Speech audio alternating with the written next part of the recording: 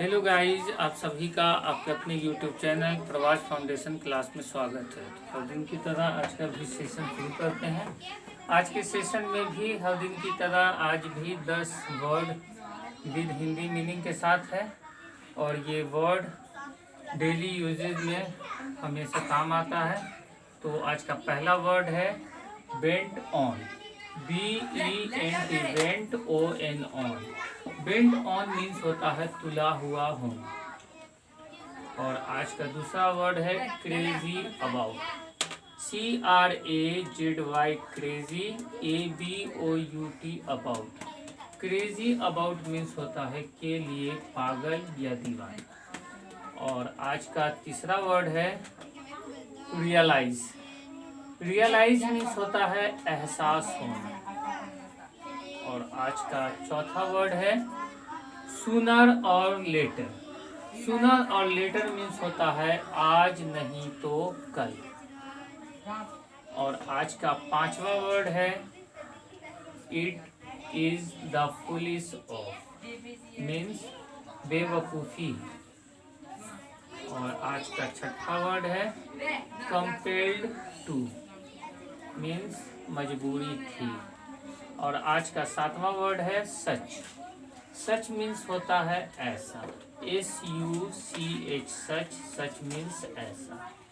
और आज का आठवां वर्ड है such as. Such as means होता है ऐसा। और नाइन्थ वर्ड है इन सच अ वे। इन सच अ वे मीन्स होता है इस तरह से। और आज का 10वां वर्ड है make the best of, means का फायदा उठाना। तो गाइज आज का 10 वर्ड विद हिंदी मीनिंग के साथ समाप्त हुआ। बट लेकिन आज से नहीं बल्कि कल से ही हम इस वर्ड को एग्जाम्पल देके भी समझाएंगे, इसे यूज करके बताएंगे।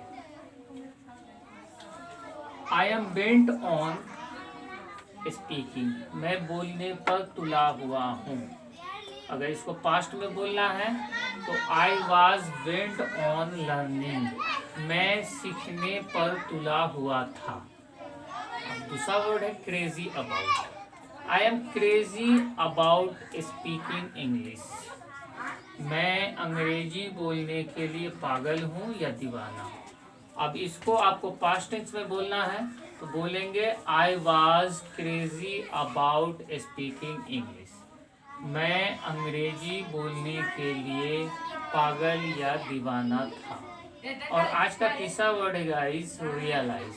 रियलाइज मीन्स तो ऑलरेडी बता चुका हूँ कि एहसास होना। बट अब हम इसे सेंटेंस में यूज करके बताएंगे कि रियलाइज का कैसे सेंटेंस में यूज होता है। आई डोंट रियलाइज इट, मैं इसे एहसास नहीं करता। आई डोंट रियलाइज इट, मैं इसे एहसास नहीं करता हूँ। I did not realise it, मैंने इसे एहसास नहीं किया। और आज का चौथा वर्ड जो है सूनर और लेटर। सूनर और लेटर, आज नहीं तो कल। आई विल लर्न इंग्लिश, मैं अंग्रेजी सीख जाऊंगा या मैं अंग्रेजी सीखूंगा। और पांचवा वर्ड है it is the foolish of. It is the foolish of telling a lie, झूठ बोलना बेवकूफ़ी है। और इसे पास्ट टेंस में अगर गाइस हमें बोलना है तो बोलेंगे it was the foolish of telling a lie, झूठ बोलना बेवकूफ़ी थी। और आज का छठा word guys compelled to. Compelled to means होता है मजबूरी थी।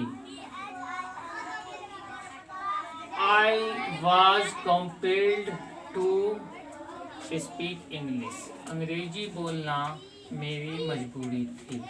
और आज का सातवां वर्ड जो है सच, ऐसा। I won't do such work, मैं ऐसा काम नहीं करूँगा। This is not such as you think, यह ऐसा नहीं है जैसा आप सोचते हैं। इन सच अ वे, इस तरह के पीपल लोग इज ऑलवेज ऑनेस्ट। इस तरह के लोग हमेशा ईमानदार होते हैं। I don't make the best of telling a lie. मैं झूठ बोलने का फायदा नहीं उठाता। तो गाइस, मैंने यहाँ 10 वर्ड दिए थे, उसे स्पोकन में भी बोल के मैंने दिखाया, फॉर एग्जाम्पल के तौर पर भी उसे यूज करके दिखाया। तो गाइस, अब हम प्रेजेंट परफेक्ट टेंस पढ़ेंगे। ऑलरेडी मैं प्रेजेंट इंडेफिनिट और प्रेजेंट इम्परफेक्ट पढ़ा चुका हूँ, और आज मैं प्रेजेंट परफेक्ट पढ़ाऊंगा। तो गाइस, कैसे समझेंगे कि प्रेजेंट परफेक्ट टेंस है? तो समझना ऐसे है कि जब भी आपको कोई हिंदी का वाक्य मिले और उस हिंदी वाक्य के अंत में चुका है, चुके हैं, चुकी है, या आ है, ए है, ई है, या लिया है, दिया है, किया है, लगा रहता है, तो इस कंडीशन में हम उस सेंटेंस को समझेंगे कि ये सेंटेंस जो है वो प्रेजेंट परफेक्ट टेंस में। गाइस, जब हम समझ जाएंगे कि ये हमारा सेंटेंस प्रेजेंट परफेक्ट टेंस में है, तो फिर हमें एक स्ट्रक्चर और या रूल्स की ज़रूरत होगी या फॉर्मूले की ज़रूरत होगी कि हम इसे बनाएंगे कैसे। तो इसे बनाने के लिए गाइस, सबसे पहले हम सब्जेक्ट देंगे, उसके बाद हैव या हैज देंगे, उसके बाद वर्ब का थर्ड फॉर्म देंगे यानी वर्ब का तीसरा रूप देंगे, और उसके बाद ऑब्जेक्ट देंगे। लेकिन यहाँ पे प्रॉब्लम ये होगा कि हैव कहाँ देंगे, हैज कहाँ देंगे।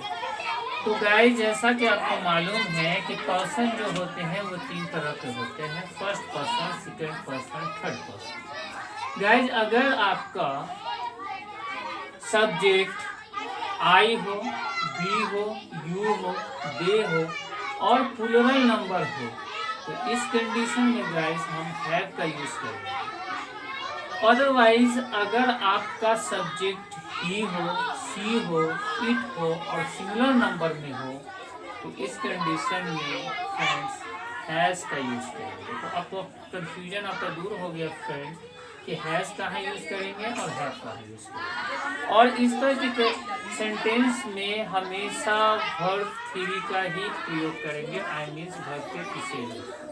तो गाइज, आप इसे कुछ एग्जाम्पल के द्वारा समझते हैं। तो पहला एग्जाम्पल है आई हैव लर्नड इंग्लिश। मैं अंग्रेजी सीख चुका हूँ, या ऐसे बोल सकते हैं मैंने अंग्रेजी सीखा है।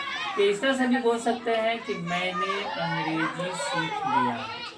तो आई हैव लर्नड इंग्लिश का हिंदी में मीनिंग 3 निकलेगा। पहला निकलेगा कि मैं अंग्रेजी सीख चुका हूँ, और दूसरा होगा कि मैंने अंग्रेजी सीखा है, और तीसरा होगा मैंने अंग्रेजी सीख लिया है। तो ये सेंटेंस हमारा असर्टिव सेंटेंस है। और दूसरा एग्जाम्पल दिया हुआ है I have not learned English. मैंने अंग्रेजी नहीं सीखी है, मैंने अंग्रेजी नहीं सीखी है। तो ये सेंटेंस हमारा निगेटिव में है। और तीसरा जो एग्जाम्पल है वो है हैव आई लर्नड इंग्लिश। क्या मैंने अंग्रेजी सीखी है या क्या मैंने अंग्रेजी सीख ली है। तो ये सेंटेंस हमारा इंट्रोगेटिव है, आई मीन इसे हम एज ए क्वेश्चन बोल सकते हैं। और चौथा जो है हमारा वो क्वेश्चन भी है और निगेटिव भी है, यानी कि क्वेश्चन हमारा निगेटिव है।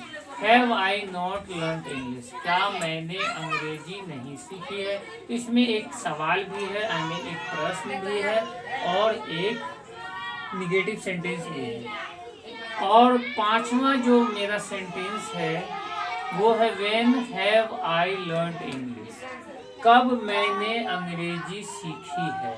तो ये WH क्वेश्चन है। और आखिरी जो हमारा सेंटेंस है वो है when have I not learned English, कब मैंने अंग्रेजी नहीं सीखी है। तो इसमें गाइस क्या है कि WH क्वेश्चन भी है और ये निगेटिव भी है। तो हम क्वेश्चन पूछेंगे अगर प्रेजेंट परफेक्ट टेंस में तो हैव को शुरू में करेंगे तो क्वेश्चन पूछ सकते हैं, और नहीं WH क्वेश्चन पूछना है तो WH से जो भी वर्ड शुरू होगा उससे क्वेश्चन पूछेंगे तो वो क्वेश्चन हमारा। अब ये दोनों क्वेश्चन यानी ऑक्सिलरी वर्ब से पूछेंगे क्वेश्चन या WH प्राइमरी से पूछेंगे क्वेश्चन, तो दोनों क्वेश्चन एसेटिव में भी होगा और निगेटिव में भी होगा। तो आज के लिए गाइस बस इतना ही, फिर कल इसी समय आपसे मुलाकात होगी। तब तक के लिए good bye. Thanks for my video. So thanks for watching for my videos and have a nice day.